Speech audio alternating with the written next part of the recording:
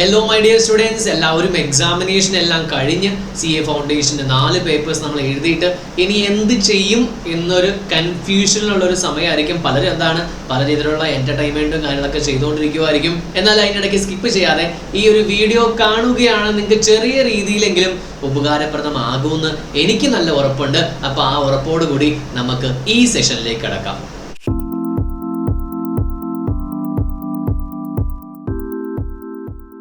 നമ്മളിവിടെ 2 category of സ്റ്റുഡൻസിനെയാണ് analyse ചെയ്യാൻ പോകുന്നത്. അതിൻ്റെ അകത്ത് ഒന്നാമത്തെ കാറ്റഗറി എന്ന് പറയുമ്പോൾ നല്ല രീതിയിൽ എക്സാമിനേഷൻ എഴുതിയിട്ടുണ്ട്, നോ ഡൗട്ട്. നമ്മൾ ഇനി ഇന്ററിലേക്ക് പോകുന്നു.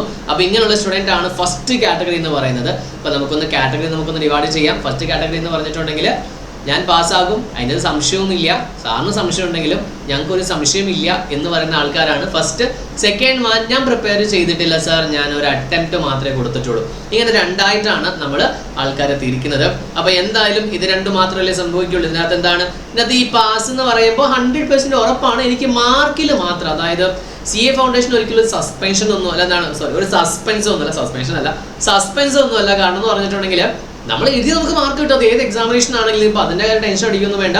പിന്നെ നിങ്ങൾ ഒരു സസ്പെൻസ് അല്ലെങ്കിൽ ഇങ്ങനെ ശരിയായിരിക്കാം അങ്ങനെയൊന്നുമില്ല. നമ്മൾ കൃത്യമായിട്ട് അനലൈസ് ചെയ്തിട്ട് ഇത്ര മാർക്ക് ഞാൻ പഠിച്ചതാണ്, ഉറപ്പായിട്ടും പാസ്സാകും. അപ്പം അങ്ങനത്തെ ഒരു കോൺഫിഡൻസ് ഉള്ളതാണ് നമ്മുടെ ഫസ്റ്റ് കാറ്റഗറി എന്ന് പറഞ്ഞിട്ടുണ്ടെങ്കിൽ. സെക്കൻഡ് കാറ്റഗറി എന്ന് പറയുമ്പോൾ ഇല്ല സാർ, ഇനി ഭാഗ്യം അത് പ്രതീക്ഷിക്കൊന്നും വേണ്ട, ഒരു പേപ്പറിൽ ഭാഗ്യം കിട്ടിയാൽ കിട്ടത്തില്ല സാർ, ഉറപ്പായിട്ടും കിട്ടത്തില്ല. അപ്പം നമ്മൾ എന്ത് ചെയ്യണം?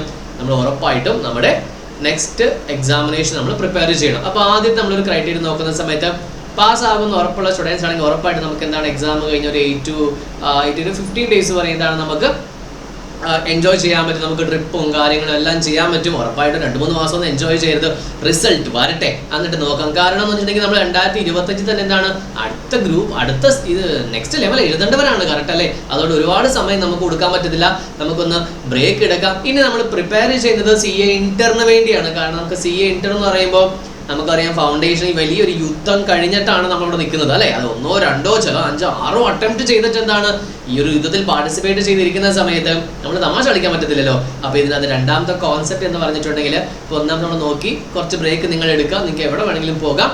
നെക്സ്റ്റ് എന്ന് പറഞ്ഞിട്ടുണ്ടെങ്കിൽ നമുക്ക് ഈ ഇന്ററിന് ഉപകാരപ്പെടുന്ന രീതിയിലുള്ള ചില കാര്യം. അപ്പോൾ മെയിനായിട്ട് നമ്മുടെ ഏറ്റവും വലിയ പ്രശ്നം എന്ന് പറയുമ്പോൾ സ്പോക്കൺ ഇംഗ്ലീഷ് എന്നൊരു കോൺസെപ്റ്റാണ്. അപ്പം എൻ്റെ എല്ലാം ഇംഗ്ലീഷ് സെറ്റാണ് സാർ, എന്നാലും കുറച്ച് ലോ ലാംഗ്വേജ്, ലീഗൽ ടെർമിനോളജീസ് ഒക്കെ ഒന്ന് പഠിക്കാൻ നോക്കുക. കാരണം ഇന്ററിൽ നമ്മുടെ ശത്രു ലോ രൂപത്തിൽ അവിടെ ഉണ്ട്, നമുക്ക് ഒരു എക്സ്ക്യൂസസും കിട്ടത്തില്ല. ഡയറക്റ്റ് എൻട്രി ആണെങ്കിലും CA ഫൗണ്ടേഷൻ രീതിയിലാണെങ്കിൽ തന്നെ. അപ്പോൾ ഇങ്ങനത്തെ കാര്യങ്ങൾ. പിന്നെ അതേപോലെ നമ്മുടെ ഹാൻഡ് റൈറ്റിംഗ് നമ്മൾ നല്ലപോലെ ഒന്ന് ഇംപ്രൂവ് ചെയ്യാൻ വേണ്ടി ശ്രമിക്കുക.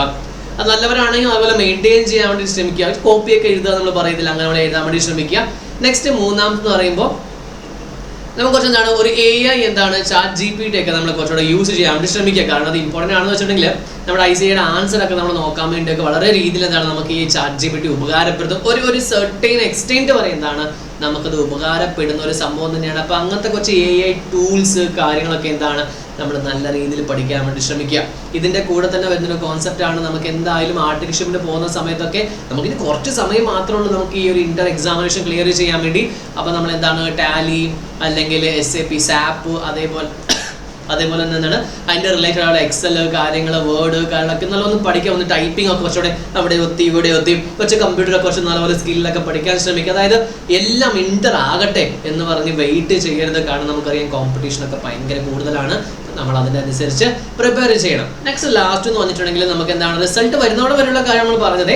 കാരണം സസ്പെൻസ് ഒന്നുമില്ല, പക്ഷേ നമുക്കൊരു സന്തോഷത്തിന് വേണ്ടി നമ്മൾ CA ഇന്റർ ഒന്നും പഠിക്കുന്നില്ല. പക്ഷെ ഒരു കാര്യം ശ്രമിക്കുക, CA ഇന്ററിന്റെ സബ്ജക്ട്സിനെ കുറിച്ച് ഒരു അനലൈസ് നമ്മൾ ചെയ്തിരിക്കണം. അനലൈസ് നമ്മൾ ചെയ്യുന്ന സമയത്ത് എത്ര സബ്ജക്ട്സ് ഉണ്ട്, എന്താണ് സിലബസ്, ഇതിന്റെ പാസിംഗ് ക്രൈറ്റീരിയ എന്താണ്, അവിടെ MCQ ഉണ്ട്, അങ്ങനത്തെ കുറേ കാര്യങ്ങളൊക്കെ ഉണ്ട്. ഇപ്പോൾ പാസ്റ്റ് ഇയേഴ്സിന്റെ ക്വസ്റ്റ്യൻ പേപ്പേഴ്സോ അല്ലെങ്കിൽ വീഡിയോ ക്ലാസ് ഞാൻ തുടങ്ങുന്നു. അതൊക്കെ നിങ്ങൾ ചെയ്ത് കഴിഞ്ഞാൽ വളരെ നല്ലൊരു കാര്യമായിരിക്കും. പക്ഷേ മിനിമം ഇതെങ്കിലും നമ്മൾ ചെയ്ത് കഴിയുമ്പോൾ ഇതെല്ലാം ചെയ്ത് കഴിഞ്ഞാൽ ഒരുപാട് പെയ്ഡ് കോഴ്സുകൾ ഞാൻ ചെയ്യണമെന്ന് ഞാൻ പറയുന്നില്ല. ഒക്കെ നിങ്ങൾക്ക് ചെയ്യാൻ വേണ്ടി ഉടമയിൽ ഒരുപാട് കോഴ്സസ് ഉണ്ട്. അതേപോലെ തന്നെ ഞാൻ സജസ്റ്റ് ചെയ്യുന്നതല്ല, ഒരു ആപ്പ് റെഫർ ചെയ്യുന്നതല്ല, യൂട്യൂബിലുണ്ട് ഒരുപാട് ചാനൽസ് ഉണ്ട്. ചാനൽസിന്റെ പേരൊന്നും പറയുന്നില്ല, മലയാളത്തിൽ തന്നെ നല്ല രീതിയിൽ ക്ലാസ്സസ് കൊടുക്കുന്നുണ്ട്. അപ്പോൾ അതൊക്കെ നിങ്ങൾ പഠിക്കാൻ പോകും. ഒരു സെന്ററിൽ പോയിട്ട് പൈസ കൊടുത്തുകൊണ്ട് പഠിക്കണമെന്ന് നമ്മൾ ഒരിക്കലും സജസ്റ്റ് ചെയ്യുന്നില്ല. അപ്പോൾ ഒന്നാമത്തെ കാറ്റഗറിനെ കുറിച്ച് നമ്മൾ ഡിസ്കസ് ചെയ്തു. ഇനി രണ്ടാമത്തെ കാറ്റഗറിയാണ് നമ്മൾ ഡിസ്കസ് ചെയ്യാൻ പോകുന്നത്. രണ്ടാമത്തെ കാറ്റഗറി എന്ന് പറയുമ്പോൾ ഞാനിതൊരു നെഗറ്റീവായിട്ട് പറയുന്നൊന്നുമല്ല, രണ്ടാമത്തെ കാറ്റഗറി ആയിട്ട് തന്നെ പറയുന്നതാണ്. അപ്പോൾ ഇവിടെ എന്ന് പറയുമ്പോൾ നിങ്ങൾക്കും ഫെയിൽ എന്ന് പറയുമ്പോൾ നമ്മൾ CA ഫൗണ്ടേഷൻ സസ്പെൻസ് ഒന്നുമില്ല, ഭാഗ്യം കൊണ്ട് ജയിക്കുകയാണെങ്കിൽ പോട്ടെ, ഈ ചെയ്യുന്നതെല്ലാം എഫേർട്ട് എല്ലാം അങ്ങോട്ട് വെള്ളത്തിൽ പോകട്ടെ, കുഴപ്പമില്ല, ദൈവം അനുഗ്രഹിച്ച് ഞാൻ 4 പേപ്പർ എങ്ങനെയോ പാസ്സായി സാർ, ഓക്കെ, ഗോഡ്സ് ഗ്രേസ്, അതാണ് തന്നെ വെച്ചിട്ട്. അപ്പം നമ്മുടെ എയിം എന്താണ്, ഞാൻ ഫെയിൽ ആവും, അതാണ് എൻ്റെ ഒരു കോൺസെപ്റ്റ് എന്ന് പറഞ്ഞിട്ടുണ്ടെങ്കിൽ. അങ്ങനെയാണെങ്കിൽ നമ്മൾ എന്ത് ചെയ്യണം, ഒരു 3 to 4 days മാത്രമേ നമ്മൾ റെസ്റ്റ് എടുക്കാൻ പാടുള്ളൂ. കാരണം നമുക്ക് ഇനി കുറച്ച് സമയം മാത്രമേ ഉള്ളൂ, ഒരു 4 മാസം മാത്രം നമുക്ക് എക്സാമിനേഷൻ വരികയുള്ളൂ. 3 to 4 days നിങ്ങൾ റെസ്റ്റ് എടുക്കണം എന്ന് പറയുന്നില്ല, റെസ്റ്റ് എടുക്കുക. അതിനുശേഷം എന്താണ്, ഒരിക്കലും നിങ്ങൾ പോസിറ്റീവ് ആറ്റിറ്റ്യൂഡ് നിങ്ങൾ ഒരിക്കലും അത് കളയരുത്. ഓക്കെ, പോസിറ്റീവ് ആറ്റിറ്റ്യൂഡ് എപ്പോഴും നിങ്ങൾ മെയിൻറ്റെയിൻ ശ്രമിക്കുക. അതായത് ഇപ്പോഴാണ് നമ്മൾ കറക്റ്റായിട്ട് നെവർ ഗീവ് അപ്പ് എന്നൊരു സ്റ്റേറ്റ്മെന്റ് ഒക്കെ യൂസ് ചെയ്യുന്നത്. അല്ല, എക്സാം എഴുതിയേക്കാൾ മുമ്പ് തന്നെ പറയുകയല്ല നമ്മൾ നെവർ ഗീവ് അപ്പ്. റിസൾട്ട് ഒരുപാട് ഫെയിൽ ആയിരിക്കുകയാണെന്ന പ്രശ്നമൊന്നുമില്ല, ഇത് കാരണം എൻ്റെ ലൈഫ് ഒന്നും അവസാനിപ്പിക്കാൻ പോകുന്നില്ല. കാരണം 2025 തന്നെ എന്താണ്, നമ്മൾ എക്സാം എഴുതി റിസൾട്ട് വന്ന് നമ്മൾ ഇന്റർവ്യൂ ജോയിൻ ചെയ്യും. 2025 നമ്മൾ ജോയിൻ ചെയ്യുന്നത് ഒരു സംശയമില്ല. അവരും എന്താണ് ഈ ഫസ്റ്റ് കാറ്റഗറി 2020 തന്നെയാണ് പഠിക്കുന്നത്, നമ്മൾ 2020 തന്നെയാണ് പഠിക്കുന്നത്. എക്സാം എഴുതുമ്പോൾ മാത്രം 1 മാസം അങ്ങോട്ട് വ്യത്യാസം, അതിന് പിന്നെ പ്രശ്നം, ചെറിയൊരു വ്യത്യാസം മാത്രമല്ലേ ഉള്ളൂ, കറക്റ്റ് അല്ലേ? അപ്പോൾ 2 തമ്മിൽ വ്യത്യാസമുണ്ടോ? ഒരു വ്യത്യാസമില്ല. ക്ലിയർ ആണോ? വിട്ട് കളയരുത്. കാരണം എത്ര അറ്റംപ്റ്റ് ആണ് നോക്കുക, അതിനനുസരിച്ച് നിങ്ങൾക്കൊന്ന് പ്ലാൻ ചെയ്യാവുന്നതാണ്. എന്തെങ്കിലും നിങ്ങൾക്ക് ക്ലാരിഫിക്കേഷൻസ് വേണമെന്നുണ്ടെങ്കിൽ നിങ്ങൾക്ക് എന്താണ് വാട്സപ്പിൽ നിങ്ങൾക്ക് കണക്ട് ചെയ്തിട്ട് നിങ്ങൾക്ക് സംസാരിക്കാവുന്നതാണ്, പ്രശ്നമൊന്നും തന്നെ ഇല്ല. അതുകൊണ്ട് സസ്പെൻസ് നിങ്ങൾ പ്രതീക്ഷിക്കേണ്ട.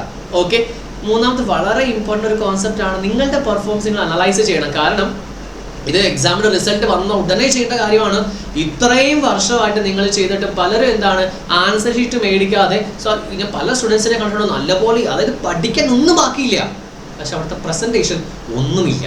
ഇപ്പോൾ പ്രസൻറ്റേഷൻ എന്ന് പറയുമ്പോൾ എന്താണ്, എല്ലാം അറിയാം. ഇപ്പോൾ കോൺട്രാക്റ്റിൽ അതും ഇതും ഗ്യാരണ്ടി, ഇൻഡെപ്റ്റ് ഡിഫറൻസ് എന്ത് വേണം സാറിന്, അതെല്ലാം നല്ലപോലെ അറിയാം. പക്ഷെ അവർക്ക് എന്തറിയില്ല, എങ്ങനെ അത് പേപ്പറിൽ പ്രസന്റ് ചെയ്യണമെന്ന് അറിയത്തില്ല. അപ്പോൾ 20 മാർക്ക് 25 മാർക്ക്, ഞാൻ റീസെന്റ് കണ്ട പേപ്പറിന്റെ അനലൈസാണ് ഞാൻ പറയുന്നത്.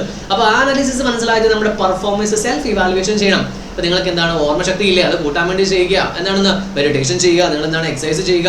നമ്മുടെ ബുദ്ധി വളർച്ചയ്ക്കാണ് നമ്മൾ എന്താണ് പല ഗെയിംസുകളും കാര്യങ്ങളൊക്കെ ഉണ്ട്, അഡിക്ഷൻ വേണ്ടി പറയുന്നതല്ല, സപ്പോർട്ട് ചെയ്യാൻ വേണ്ടി പറയുന്നതാണ്. അപ്പോൾ നല്ലപോലെ നമ്മുടെ പെർഫോമൻസിന്, നമ്മുടെ മിസ്റ്റേക്കിന് നമ്മൾ എന്താണ് അനലൈസ് ചെയ്യണം. അതായത് തെറ്റുകൾ ഉണ്ടാകുന്നത്, തെറ്റ് ചെയ്യാത്തവരാരുമില്ല ഗൂബു എന്നാണല്ലോ പറയുന്നത്. അപ്പോൾ മിസ്റ്റേക്ക് ചെയ്യാത്തവരാരുമില്ല, പക്ഷെ അത് കറക്ഷൻ ചെയ്യുന്നതാണ് ഏറ്റവും വലിയൊരു കാര്യം എന്ന് പറഞ്ഞിട്ടുണ്ടെങ്കിൽ.